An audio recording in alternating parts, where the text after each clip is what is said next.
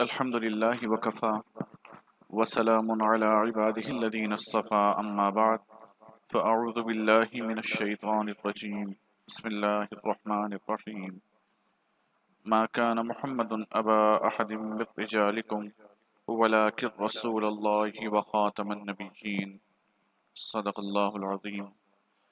الحمدللہ آج ہی ہماری دوسری کلاس ہے۔ پچھلی کلاس میں ہم نے سیکھا کہ عقیدہ ختم نبوت کیا ہے، اور یہ بھی سیکھا کہ ختم نبوت قرآن و حدیث کی روشنی میں۔ آج انشاءاللہ مزید اس کو ہم آگے بڑھاتے ہیں اور یہ دیکھتے ہیں کہ نبی اکرم صلی اللہ علیہ وسلم یعنی حضرت محمد مصطفیٰ صلی اللہ تعالی علیہ وآلہ وسلم صرف اسلام میں نہیں بلکہ دنیا کے تمام مذاہب میں خاتم النبیین ہیں۔ رسول اکرم صلی اللہ علیہ وسلم کی ختم نبوت اس طرح بھی ثابت ہے کہ تمام انبیاء علیہ السلام نے اپنی اپنی امتوں کو نبی اکرم صلی اللہ علیہ وسلم کی تشریف آوری کی خبر دی اور تفصیلی حالات بیان فرمائے۔ ان تفصیلات کی روشنی میں وہ لوگ یعنی پچھلی امتیں نبی اکرم صلی اللہ علیہ وسلم کو کس طرح جانتے ہیں، تو قرآن کریم میں ارشاد باری تعالیٰ ہے الذین آتیناہم الکتاب یعرفونہ کما یعرفون ابناءہم، یعنی جن لوگوں کو ہم نے کتاب دی وہ ان کو یعنی خاتم النبیین حضرت محمد مصطفیٰ صلی اللہ علیہ وسلم کو اس طرح پہچانتے ہیں جیسے وہ اپنے بیٹوں کو پہچانتے ہیں۔ جن لوگوں کو کتاب دینے سے مراد کیا ہے؟ پچھلی امتیں، تورات، زبور، انجیل وغیرہ جن امتوں کو کتابیں دی گئی، پچھلی تمام کی تمام امتوں کو اس بات کی تعلیم دی جاتی رہی ہے کہ ایک اس طرح کی ہستی دنیا میں تشریف لائیں گے جو خاتم النبیین ہوں گے، اور کس طرح ان کا تعارف کروا دیا گیا تھا کہ قرآن کریم کہتا ہے کہ وہ ان کو یعنی نبی اکرم صلی اللہ علیہ وسلم کو ایسے جانتے تھے وہ پچھلی امتیں جیسے کہ ہم اپنی اولاد کو جانتے ہیں۔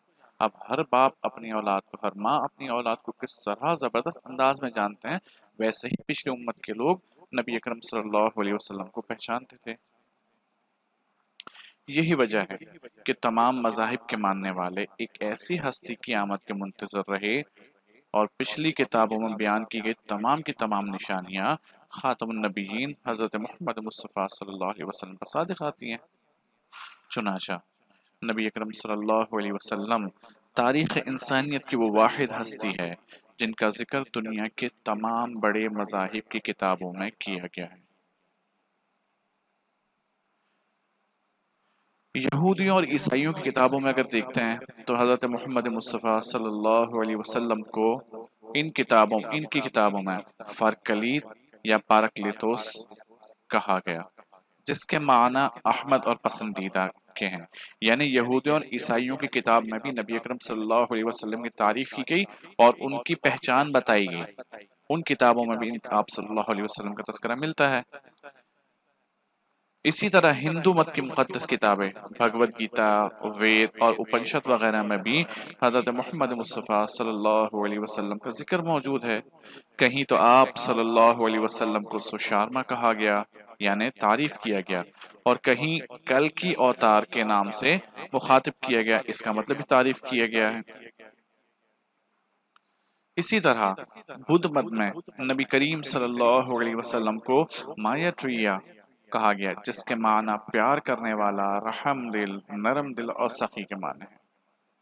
اسی طرح پارسی مذہب میں نبی اکرم صلی اللہ علیہ وسلم کو سویشان یعنی رحم کرنے والا اور ایسٹروٹ ایریٹا وہ جس کی تعریف کی گئی وہ کہا گیا۔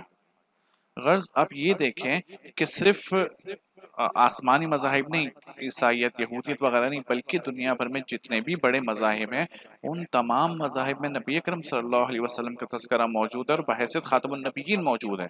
صرف ہمارے اسلام کے اندر نہیں بلکہ دنیا کے ہر مذہب کے اندر ان کا تذکرہ موجود ہے اور بحیثیت خاتم النبیین موجود، چونکہ تمام کی تمام خصوصیات صرف نبی اکرم صلی اللہ علیہ وسلم پر ہی صادق آتی ہیں، جس سے معلوم ہوا کہ نبی اکرم صلی اللہ علیہ وسلم کا خاتم النبیین ہونا ایک ایسی حقیقت ہے جسے دنیا کے تمام مذاہب کی کتابیں بیان کرتی ہیں اور اپنے ماننے والوں سے مطالبہ کرتی ہیں کہ وہ خاتم النبیین پر ایمان لائیں۔ ان تمام نشانیوں کو مد نظر رکھتے ہوئے مرزا ملعون نے ہر اس شخصیت ہونے کا دعویٰ کیا جو دنیا کے مذاہب میں بیان ہوئی، یعنی جیسے کہ ابھی آپ کے سامنے سارے معاملات بتائے میں نے، تو یہ لوگ بھی اس کو پڑھتے تھے۔ چنانچہ مرزا ملعون نے کبھی تو اپنے آپ کو سورمار، کرشن، تو رودر گوپال، تو کبھی مسیح موعود، کبھی مہدی موعود، اور کبھی امام الزمان، الغرض 100 سے زائد مختلف دعوے کیے ہیں۔ لیکن کیا یہ مرزا ملعون کے حالات ان شخصیات پر پورا اترتے ہیں؟ جواب واضح ہے کہ نہیں، اور یقیناً نہیں۔ پچھلی تمام تفصیلات سے، یعنی قرآن کریم جو ہم نے پچھلی نشست میں پڑھا، قرآن کریم اور حدیث مبارکہ کی روشنی میں معلوم ہوتا ہے کہ عقیدہ ختم نبوت پر نہ صرف امت مسلمہ کا بلکہ دنیا کے تمام مذاہب کا اتفاق رہا۔ بالخصوص امت مسلمہ میں ختم نبوت کے عام اور ظاہری معنی اس تواتر سے منقول ہے کہ اس میں ذرا سے اختلاف کی کہیں گنجائش نہیں۔ لہٰذا جو نبی اکرم صلی اللہ علیہ وسلم کی خاتمی مرتبت کے بعد کسی نئی بعثت کا قائل ہو، وہ امت محمدی میں کہیں شمار نہیں پا سکتا، یعنی وہ مسلمان نہیں رہ سکتا۔ جو حضرت محمد مصطفیٰ صلی اللہ علیہ وسلم کو آخری نبی، آخری رسول نہ مانے، وہ مسلمان نہیں رہ سکتا۔ اچھا، یہ تو تھا کہ قرآن کریم ختم نبوت سے متعلق کیا کہتا ہے، یا احادیث مبارکہ کیا کہتی ہیں، یا پچھلے دور میں پچھلے مذاہب جو بڑے بڑے مذاہب ہیں وہ نبی اکرم صلی اللہ علیہ وسلم کے بارے میں کیا کہتے ہیں۔ مزید دیکھتے ہیں کہ تاریخ کے مختلف ادوار میں امت کے اکابر علماء کے احوال، ان کا ہم جائزہ لیتے ہیں۔ سب سے پہلی صدی ہجری کے مجدد حضرت عمر بن عبدالعزیز رحمۃ اللہ علیہ، متوفہ 100 ہجری، یہ بیان فرماتے ہیں کہ اے لوگو، بے شک اللہ نے تمہارے نبی کے بعد کسی اور نبی کو مبعوث نہیں کرنا، اور اس نبی پر اپنی جو کتاب نازل کی تھی اس کے بعد کسی اور کتاب کو نازل نہیں کیا۔ پھر دوسری صدی میں ہم دیکھتے ہیں کہ امام اعظم ابو حنیفہ رحمۃ اللہ علیہ، متوفہ 150 ہجری، ان کے زمانے میں کسی شخص نے نبوت کا دعویٰ کیا۔ الحمدللہ ہم حنفی ہیں، امام ابو حنیفہ رحمۃ اللہ علیہ کے فقہ کے ماننے والے ہیں، اس کو پڑھنے والے، اس پر عمل کرنے والے ہیں۔ ان کے زمانے میں کسی شخص نے نبوت کا دعویٰ کیا اور اپنی نبوت پر دلائل پیش کرنے کی مہلت مانگی، یعنی ایک تو نبی ہونے کا دعویٰ کیا، پھر لوگوں سے کہتا ہے بھائی مجھے مہلت دو، مجھے موقع دو کہ میں اس پر دلائل پیش کر سکوں۔ تو امام اعظم ابو حنیفہ رحمۃ اللہ علیہ نے فتویٰ دیا کہ حضور خاتم الانبیاء صلی اللہ علیہ وسلم کے بعد مدعی نبوت سے، یعنی جو شخص نبوت کا دعویٰ کرے اس سے دلیل کا طلب کرنا بھی کفر ہے، کیونکہ یہ نص شرعی کے خلاف دلائل مانگنا ہے۔ نص شرعی یعنی قرآن کریم اور حدیث مبارکہ، اور نبی اکرم صلی اللہ علیہ وسلم نے فرمایا کہ میرے بعد کوئی نبی نہیں۔ تو چونکہ آپ صلی اللہ علیہ وسلم کے متواتر احادیث اور قرآن کریم کے متعدد آیات سے پتہ چلتا ہے کہ حضرت محمد مصطفیٰ صلی اللہ علیہ وسلم آخری نبی ہیں۔ لہٰذا اگر آج کے دور میں کوئی شخص نبوت کا دعویٰ کرتا ہے وہ تو کافر ہے ہی، لیکن جو اس سے دلیل طلب کرے کہ بتا تو کیسے نبی ہے، اس پر دلیل پیش کر، تو وہ بھی کافر ہو جاتا ہے۔ اتنا سخت معاملہ ہے یہ۔ 5ویں صدی کے محقق عالم ابو منصور عبد القاہر بغدادی، متوفہ 429 ہجری، رحمۃ اللہ علیہ، فرماتے ہیں کہ ہر وہ شخص جس نے ہمارے نبی اکرم صلی اللہ علیہ وسلم کی نبوت کا اقرار کیا، وہ آپ صلی اللہ علیہ وسلم کے خاتم النبیین و رسول ہونے کا اقرار بھی کر چکا۔ یعنی یہ دونوں باتیں لازم و ملزوم ہے کہ آپ صلی اللہ علیہ وسلم کا یہ کہنا میرے بعد کوئی نبی نہ ہوگا، آپ صلی اللہ علیہ وسلم کے ساتھ کسی تواتر کے ساتھ چلا آ رہا ہے، اور جو شخص قرآن و سنت کے فیصلے کو نہ مانے وہ کافر قرار پاتا ہے۔ 6 صدی ہجری کے محقق عالم حجت الاسلام امام غزالی رحمۃ اللہ علیہ، متوفہ 505 ہجری، فرماتے ہیں امت نے اس لفظ خاتم النبیین اور نبی کریم صلی اللہ علیہ وسلم کے احوال و قرائن سے اجماعی طور پر یہی سمجھا ہے کہ حضور صلی اللہ علیہ وسلم نے یہی سمجھایا کہ آپ صلی اللہ علیہ وسلم کے بعد نہ کوئی نبی ہوگا اور نہ کوئی رسول۔ اس مسئلہ ختم نبوت میں نہ کسی تعویل کی گنجائش ہے اور نہ کسی قسم کی کوئی تخصیص ہے۔ رئیس المتکلمین علامہ محمود آلوسی رحمۃ اللہ علیہ، متوفہ 1291 ہجری، فرماتے ہیں یہ بڑی عجیب بات کہ نبی اکرم صلی اللہ علیہ وسلم کا خاتم النبیین ہونا ایسا قطعی مسئلہ ہے جس پر قرآن پکار اٹھا، 100 سے زیادہ آیات مبارکہ ہے، سنت نے اسے نہایت واضح طور پر پیش کیا، 200 سے زیادہ احادیث مبارکہ، اور پوری ملت کا اس مسئلے میں اجماع ہے، پیچھے بتا چکا بہت سارے اکابرین کا۔ پس اس کے خلاف جو بھی نبوت کا دعویٰ کرے اسے یقینی طور پر کافر قرار دیا جائے، اور اگر وہ اسی پر مصر رہے تو قانون شریعت میں اس کی سزا قتل ہے۔ ہر شخص تلوار نہیں اٹھائے گا، بلکہ اس کے لیے قانون موجود ہے، عدالتیں موجود ہیں، وہ طریقہ کار اور ہیں کہ کس طرح اس کو قتل کیا جائے گا۔ ہر شخص کو اجازت نہیں ہے قتل کی، لیکن بہرحال سزا ایسے شخص کی جو ہے وہ قتل ہی ہے۔ آگے اب ہم دیکھتے ہیں کہ جو لوگ اعتراض کرتے ہیں کہ حضرت محمد مصطفیٰ صلی اللہ علیہ وسلم کے بعد کسی اور نبی کی ضرورت کیوں نہیں، تو اللہ سبحانہ و تعالی نے انسانوں کے رہنمائی کے لیے جتنے بھی انبیاء علیہ السلام بھیجے، یہ تقریباً 1.25 کے قریب، جو حضرت آدم علیہ السلام سے لے کر حضرت محمد مصطفیٰ صلی اللہ علیہ وسلم تک جتنے بھی انبیاء کرام علیہ السلام آئے، ان کو بھیجنے کے مقاصد کیا تھے؟ 3 مقاصد بنتے ہیں کل، کہ کسی نبی کو بھیجا جائے تو 3 مقصد ہوتے ہیں اس کے بھیجنے کے۔ پہلا، تشریع کے لیے، یعنی شریعت کے لیے، کوئی نئی شریعت وہ لے کر آئے گا۔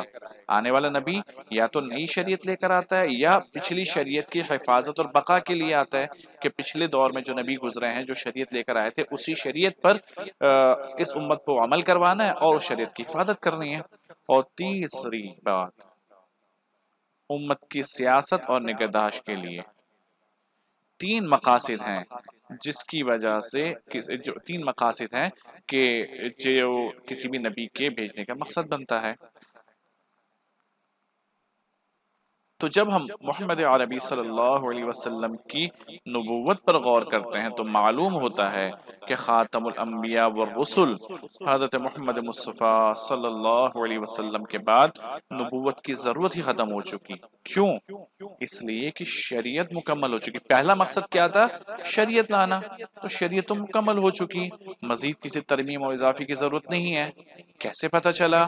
دیکھتے ہیں قرآن کریم میں اللہ رب العزت فرماتے ہیں اليوم اکملت لکم دینکم واتممت علیکم نعمتی ورضیت لکم الاسلام دینا، کہ آج میں نے تمہارے لیے تمہارا دین مکمل کر دیا، تم پر اپنی نعمت پوری کر دی اور تمہارے لیے اسلام کو دین کے طور پر ہمیشہ کے لیے پسند کر لیا۔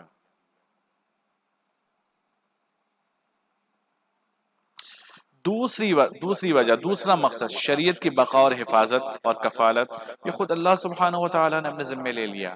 یعنی کسی نبی کے بعثت کا مقصد کیا؟ ایک تو شریعت کے لیے، تو شریعت تو مکمل ہو چکی، دوسرا مقصد شریعت کی بقا اور حفاظت کے لیے، تو اللہ رب العزت نے یہ ذمہ بھی اپنے اوپر لے لیا۔ چنانچہ دیکھتے ہیں قرآن کریم اس بارے میں کیا کہتا ہے۔ اللہ رب العزت فرماتے ہیں انا نحن نزلنا الذکر وانا لہ لحافظون، کہ حقیقت یہ ہے کہ یہ ذکر یعنی قرآن ہم نے ہی اتارا اور ہم ہی اس کی حفاظت کرنے والے ہیں۔ تیسری وجہ یعنی تیسرا مقصد کسی نبی کو بھیجنے کا، وہ ہے سیاست امت، اس امت کی سیاست۔ تو اس کے لیے خلفاء اور امت کے اولو الامر ہوں گے، یعنی امت کے جو بڑے بڑے لوگ ہوں گے، بڑے بڑے حضرات ہوں گے، اکابرین ہوں گے، علماء حکماء ہوں گے، وہ خلفاء ہوں گے۔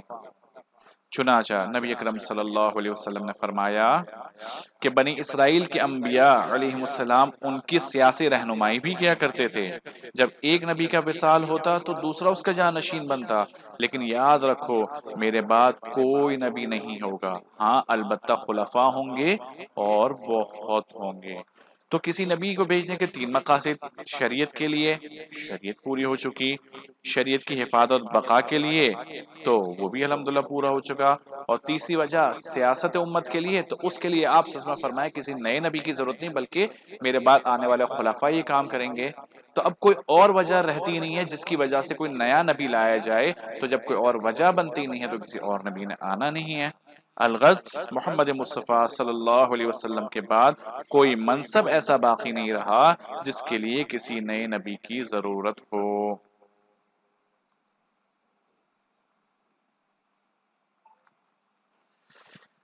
آگے دیکھتے ہیں، اسلام کے خلاف سب سے پہلی سازش جو ہوئی وہ دراصل عقیدہ ختم نبوت کے خلاف کی تھی۔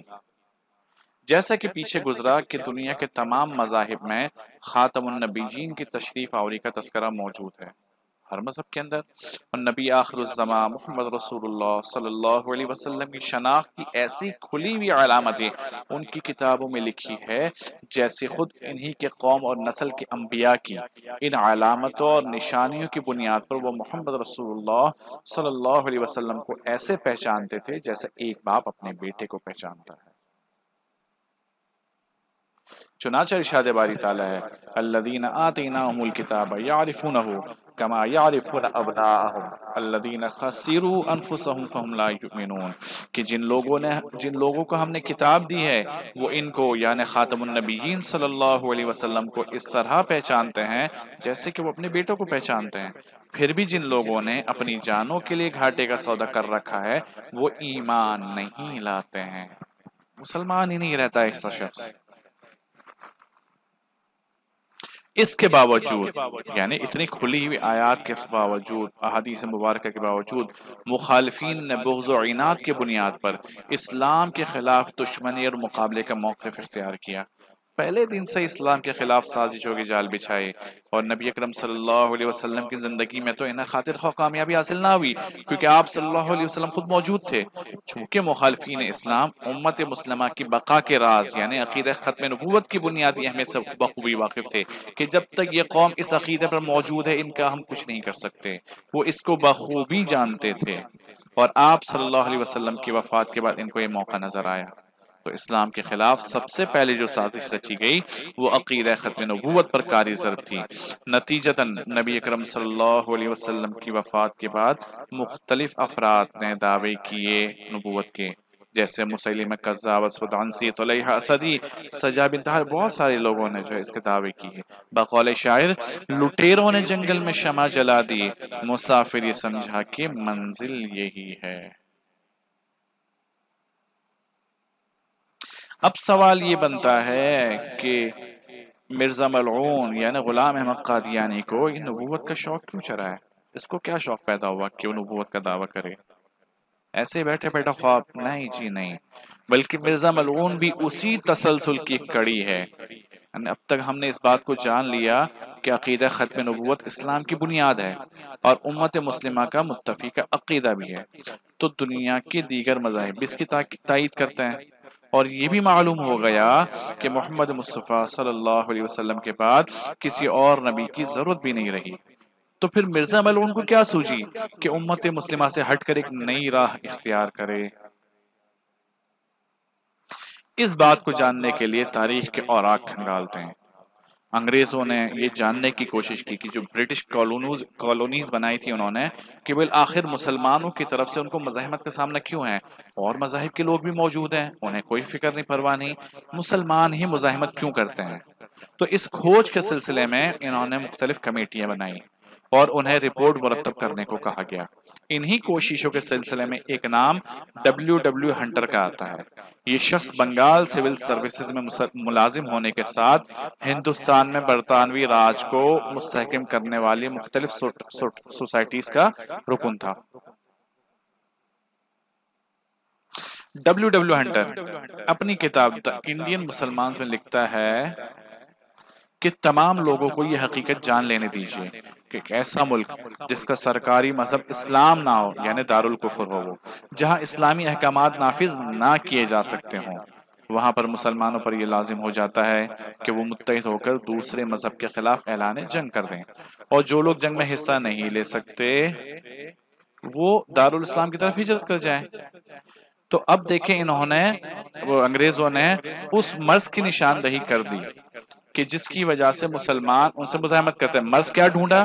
مرض یہ ڈھونڈا کہ یہ لوگ اگر اپنے ملک کے اندر اسلامی احکامات کو نافذ نہیں کر سکتے تو ان کے پاس دو راستے ہوتے ہیں، یا تو یہ تلوار اٹھائیں اور جہاد کا اعلان کریں، یا اگر طاقت نہیں رکھتے تو کیا کریں؟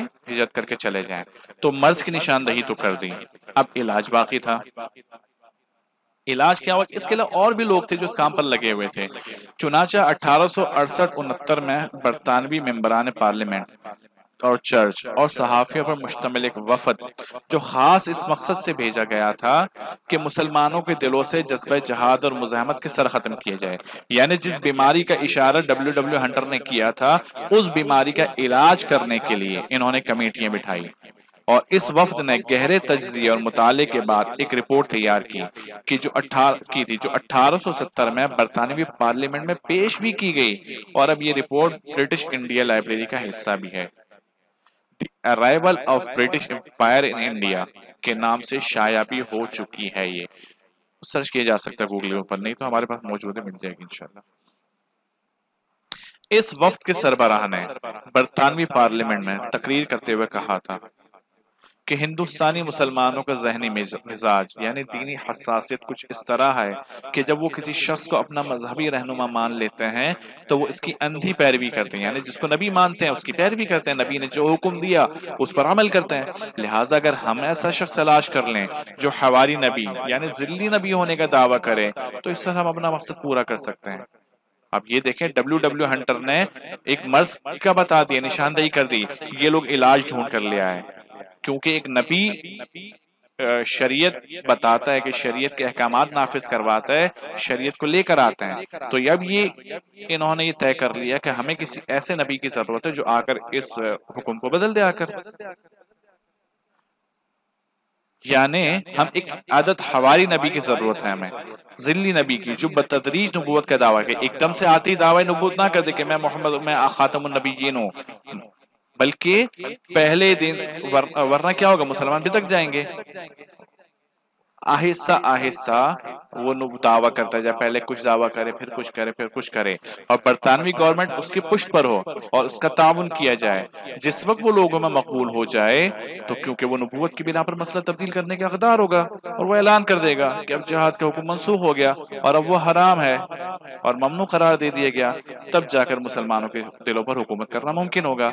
یعنی اس ملعون کو لانے کی وجہ کیا تھی کہ مسلمان اپنے دل سے جذبہ جہاد کو ختم کر دیں اور جو ہے مزاحمت ختم کر دیں اور انگریز جس طرح چاہے مسلمان پر حکومت کریں. لہٰذا اپنے آقاؤں کے اس مقصد کو حاصل کرنے کے لیے مرزا ملعون نے 100 سے زائد دعوے کیے جو دنیا کے تمام مذاہب سے وابستہ شخصیت سے متعلق تھے. 100 سے زیادہ دعوے کیے. اسلامی شخصیات سے متعلق مرزا کے دعووں کو حضرت مفتی شفیع صاحب رحمۃ اللہ علیہ نے 3 مختلف ادوار میں تقسیم کیا.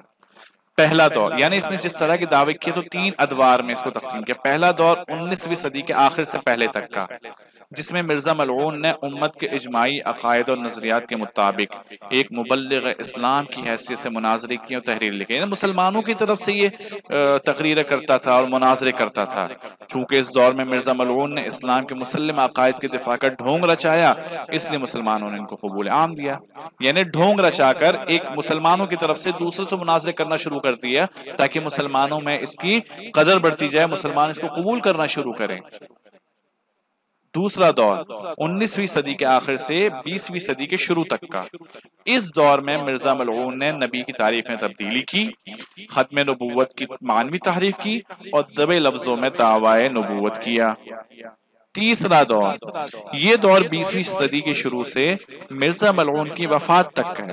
اس دور میں تعویل و تحریف سے بے نیاز ہو کر ہر مختلف طور پر ہر قسم کی نبوت کے بلا تفریق تشریع اور غیر تشریعی سلسلے جاری کر دیے اور خود کو صاحب شریعت نبی بتلا دیا. اگر اس اسکرین کو آپ دیکھیں اور توجہ کریں اس پر تو آپ کو معلوم ہوگا کہ جو طریقہ مرزا ملعون لے کر چلا ہے، آج کل کے نام نہاد لوگ جو اسلام کے محب بنتے ہیں ان کا طریقہ کار بھی یہی ہے. سوشل میڈیا پر آتے ہیں اور بڑا حدیث اور قرآن کا نام لے کر آتے ہیں، لوگوں میں جگہ بناتے ہیں. اس کے بعد پھر جو ہے آہستہ آہستہ وہ اکابرین اور علماء سے بدگمان اور بدظن کرنا شروع کرتے ہیں. پھر آخر میں اپنی جو گھٹیا مقصد ہے اس پر وہ اتر آتے ہیں. تو یہی طریقہ پہلے وقت سے چلا آ رہا ہے اور آج تک اس کے پیروکار اسی طریقے کو فالو کرتے جا رہے ہیں. چنانچہ مرزا ملعون لکھتا ہے کہ خدا وہ خدا ہے جس نے اپنے رسول یعنی اس عاجز کو ہدایت اور دین حق اور تہذیب اخلاق کے ساتھ بھیجا۔ یہ اس کی کتاب کا حوالہ اسکرین پر موجود ہے۔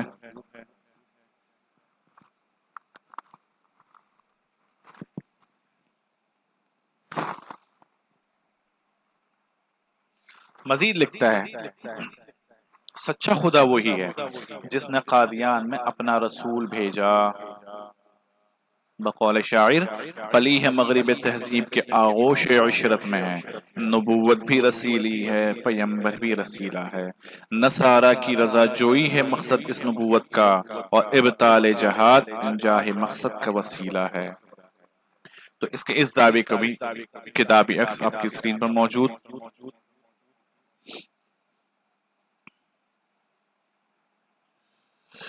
اب اگلی بات یہ کرتے ہیں کہ تحفظ ختم نبوت کیوں ضروری ہے۔ توحید باری تعالیٰ کے بعد عقیدہ ختم نبوت وہ دوسرا بڑا عقیدہ ہے۔ اسلامی عقائد کا پورا نظام عقیدہ ختم نبوت کے ساتھ وابستہ ہے۔ اگر یہ عقیدہ متزلزل ہو جائے، تھوڑا سا بھی لڑکھڑا گیا، تو اسلام کی پوری عمارت زمین بوس ہو جائے گی۔ لہٰذا توحید باری تعالیٰ اور عقیدہ ختم نبوت لازم و ملزوم ہے، ان دونوں کے بغیر گزارا نہیں۔ کسی ایک عقیدے میں ذرا سی بھی دراڑ آئی تو امت مسلمہ سے بندہ باہر ہو جائے گا۔ اس عقیدہ ختم نبوت کی اہمیت بیان کرتے ہوئے علامہ اقبال رحمۃ اللہ علیہ فرماتے ہیں کہ اسلام لازماً ایک دینی جماعت ہے جس کی حدود مقرر ہیں، یعنی وحدت الوہیت پر ایمان، اللہ رب العزت پر ایمان لانا، انبیاء پر ایمان، اور رسول کریم صلی اللہ علیہ وسلم کی ختم رسالت پر ایمان۔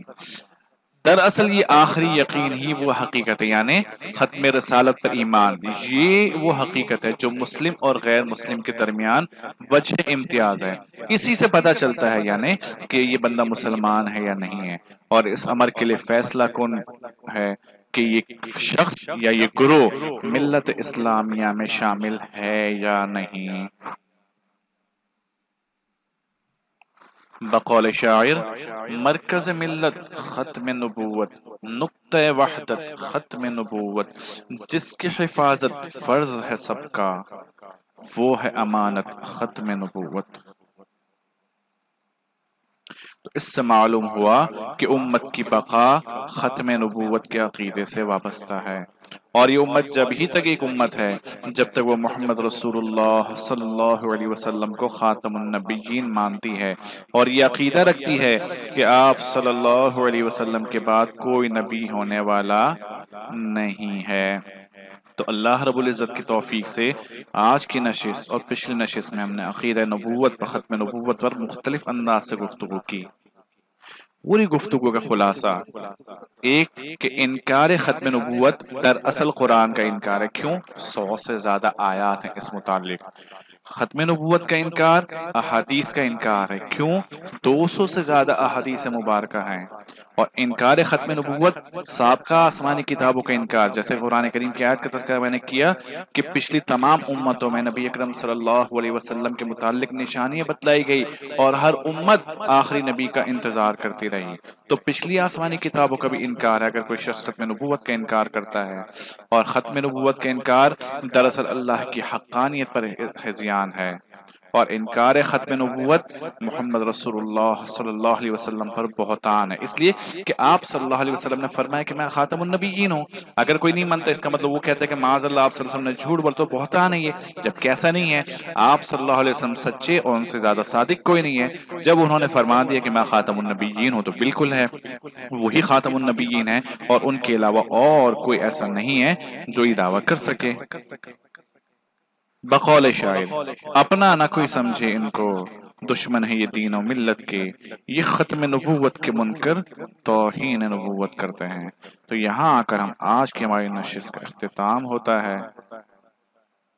دعا ہے اللہ رب العزت سے کہ اس ادنا سی کوشش کو اپنی بارگاہ میں قبول فرمائے، اور روز محشر محمد رسول اللہ صلی اللہ علیہ وسلم کی شفاعت کا ذریعہ بنائے۔ آمین۔ وآخر دعوانا ان الحمد للہ رب العالمین۔